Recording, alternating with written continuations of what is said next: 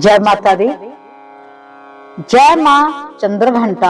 आज हम माँ के तीसरे स्वरूप जो चंद्र घंटा का स्वरूप है उन माँ की महिमा को जानते हैं और उनकी पावन कथा का श्रवण करेंगे, जिसके श्रवण मात्र से माँ जगदम्बा अत्यंत प्रसन्न होती हैं।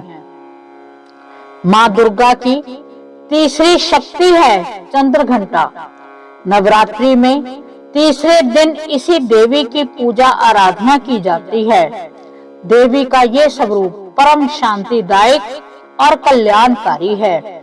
इसलिए कहा जाता है कि हमें निरंतर उनके पवित्र विग्रह को ध्यान में रखकर साधना करनी चाहिए। उनका ध्यान हमारे इहलोक और परलोक दोनों के लिए कल्याणकारी और सद्गति देने वाला है। इस देवी के मस्तक पर घंटे के आकार का आधा चंद्रमा है, इसलिए इस देवी को चंद्र घंटा कहा गया है। इनके शरीर का रंग सोने के समान बहुत चमकीला है। इस देवी के 10 हाथ हैं। वे खड्ग और अन्य अस्त्र शस्त्र से विभूषित हैं। सिंह पर सवार इस देवी की मुद्रा युद्ध के लिए उद्यत रहने की है। इसके घंटे से की भयानक ध्वनि से अत्याचारी दानव, दैत्य और राक्षस कांपते हैं। नवरात्रि के तीसरे दिन इस देवी की पूजा का महत्व है। इस देवी की कृपा से साधक को अलौकिक वस्तुओं के दर्शन होते हैं, दिव्य सुगंधियों का अनुभव होता है और कई तरह की ध्वनियां सुनाई देने लगती हैं। इन क्षणों में साधक को बहुत सावधान रहना चाहिए। इस देवी की आराधना से साधक में वीरता और निर्भयता के साथ साथ सौम्यता और विनम्रता का विकास होता है। इसलिए हमें चाहिए कि मन, वचन और कर्म के साथ ही काया को विहित विधि विधान के अनुसार परिशुद्ध पवित्र करके चंद्र घंटा के शरणागत होकर उनकी उपासना आराधना करनी चाहिए। इससे सारे कष्टों से मुक्त होकर सहज ही परम पद के अधिकारी बन सकते हैं। ये देवी कल्याणकारी है। पौराणिक कथा के अनुसार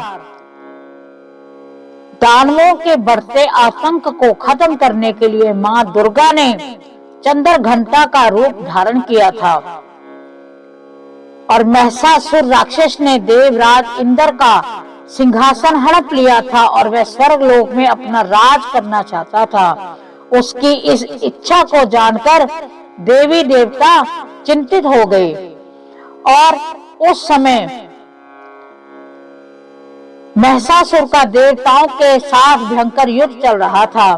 महिषासुर का लक्ष्य था देवराज इंद्र का सिंहासन प्राप्त करना था। स्वर्ग लोक पर राज करने की इच्छा से वो युद्ध कर रहा था। तो इसमें माँ जगदम्बा का जो तीसरे रूप ने माँ की जो दर्शन थे, जो माँ का अवतार था, उससे महिषासुर का वध करके उन्होंने देवताओं को खुश किया था, उनकी मन इच्छा पूरी की थी और स्वर्ग में महिषासुर जैसे दैत्य का जो राज करना चाहता था वो नहीं होने दिया। तो ऐसी महाविद्या है, वह स्वर्ग लोक में इंद्र देव को हराकर जो अधिपत्य जमाना चाहता था, पर माँ जगदम्बा की कृपा से माँ ने सभी देवी देवताओं को बहुत खुश किया। तो हम माँ जगदम्बा से प्रार्थना करते हैं कि माँ जननी, आप जैसे दुष्टों का संहार करके देवी देवताओं को वरदान दिया, उनको भय से मुक्त किया, ऐसे ही हमारे भय से हमें मुक्त करें, हमारे ऊपर अपना विशेष आशीर्वाद बनाए रखें। तो अब हम माँ जगदम्बा की जो कृपा की जो प्राप्ति करना चाहते हैं, तो अब हम तीसरी माँ चंद्र घंटा की स्तुति करेंगे। जय माँ चंद्र घंटा सुखधाम, पूरन की जो मेरे काम। चंद्र समान तू शीतल दाती, चंद्र तेज किरणों में समाती, क्रोध को शांत बनाने वाली, मीठे बोल सिखाने वाली, मन की मालिक मन भाती हो।